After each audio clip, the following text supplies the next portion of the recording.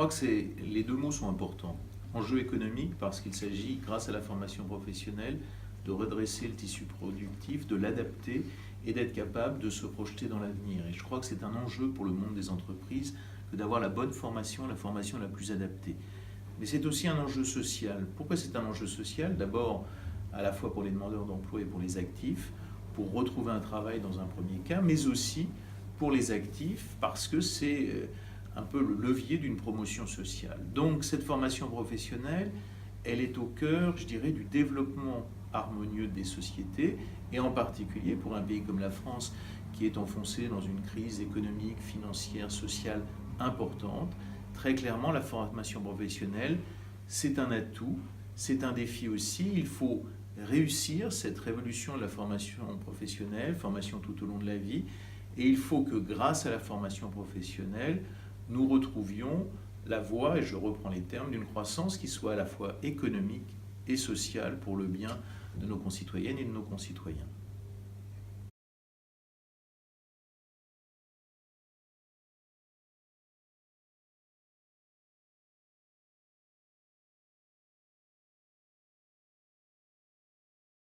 La question sur le monde de l'entreprise et sur la taille de l'entreprise est une question essentielle. Pourquoi? On peut accepter l'idée que la formation professionnelle est favorisée et plus facile quand on est dans une grande entreprise où elle est portée de façon plus volontariste par les grandes entreprises. Nous avons et nous sommes confrontés à un sujet qui est que la formation professionnelle se développe au sein des petites et moyennes entreprises. Ça veut dire souvent qu'il y ait un choix de politique de formation. Ça veut dire aussi qu'il faut que les responsables de ces petites et moyennes entreprises mesurent l'importance du dispositif. Et ça veut dire aussi, dernière question, qu'il y ait les bons outils. Souvent, les responsables ou les salariés ou les actifs dans les petites et moyennes entreprises sont des multitâches. Ils ont différents métiers et c'est difficile de dégager du temps. Et il faut aussi qu'il y ait des bons outils. Donc, par exemple, vient de sortir un outil qui est porté par le MEDEF pour la numérisation des TPE, qui est un outil qui s'appelle Métamorphose, avec le soutien à la Caisse des dépôts et consignations, et qui est un outil qui va permettre précisément la transformation via la formation professionnelle, via une formation continue, du tissu des PME. Donc, on peut accepter l'idée qu'il y a une inégalité entre les entreprises et que le chantier est précisément d'amener toutes les entreprises au même niveau pour la formation professionnelle.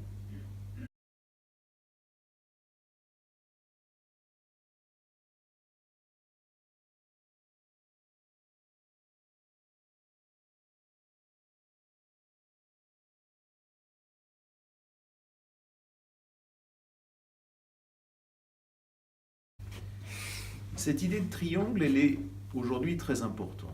Pourquoi? Les nouveaux textes de loi, notamment la loi de mars 2014, a montré que l'actif était au cœur de son projet de formation.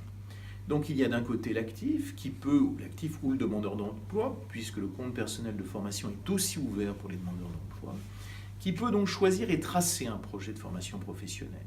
Ce projet, il doit le tracer pour l'actif au sein de son entreprise, qui a elle-même un plan de formation. Donc l'entreprise devient, dans un dialogue avec l'actif, devient le deuxième moment, le deuxième terme de ce triangle. Et le troisième terme, c'est bien sûr l'organisme de formation. Et entre les trois points de ce triangle peuvent jouer des relations différentes. L'entreprise peut être elle-même ce qu'on dit apprenante, c'est-à-dire qu'elle peut avoir une politique de formation totalement internalisée. L'organisme peut travailler en direct avec les actifs sans passer par l'entreprise. Et entre l'entreprise et l'organisme de formation, il y a d'autres relations bilatérales qui sont très importantes, puisque l'entreprise, le monde de l'entreprise, a besoin de formuler ses attentes et a besoin de construire un dialogue qui soit un dialogue fructueux pour toutes et pour tous avec les organismes de formation. En clair, le système marche bien quand les intérêts, les attentes et les réponses concordent pour les trois points du triangle. Jusqu'à présent, on traitait la question plutôt de façon séparée pour chacun des points.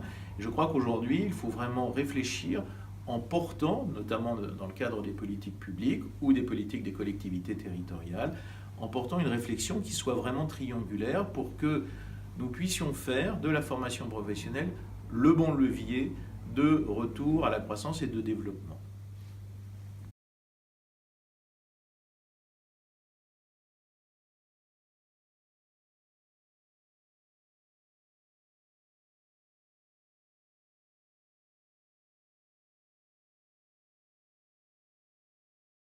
Cette question est une question d'une actualité extrêmement importante.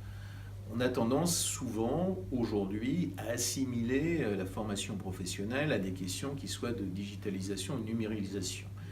Si on se rapporte dans une histoire qui est une histoire courte, il y a à chaque fois eu des révolutions, des innovations technologiques pour assurer une formation professionnelle différenciée.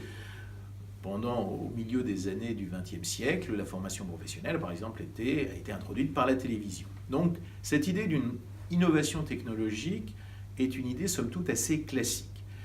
Deuxième idée, qui est une idée importante, c'est que la numérisation, c'est un sujet double. C'est à la fois un levier de transmission et en même temps, il faut former à la numérisation, former à la digitalisation. Donc, il y a une réflexion à avoir sur le bon outil, comme il y a une réflexion à avoir sur le contenu des compétences. Sur la question de l'outil, qui est la question posée sur digitalisation versus nouvelles compétences, on constate qu'il y a effectivement une capillarité beaucoup plus grande des outils de digitalisation que chacune et chacun peuvent avoir et avoir une formation à la carte à partir, par exemple, d'un PC ou d'un smartphone. Il faut bien mesurer toutefois qu'aujourd'hui, nous commençons à avoir les premiers résultats clairs. Ce qui marche le mieux en termes de transmission des compétences, c'est un modèle qu'on qualifie de hybride ou de blended en anglais, qui est un modèle qui associe du numérique et du présentiel, de la formation à distance et de la formation avec des enseignants en relation directe. Et somme toute, c'est plutôt rassurant parce que ça prouve qu'on peut inventer vers le technologique, on peut avoir de nouvelles formes de transmission et en même temps, la fonction de passeur, la fonction de celui qui va porter les compétences reste un métier, celui d'enseignant. Somme toute, ce modèle est assez classique.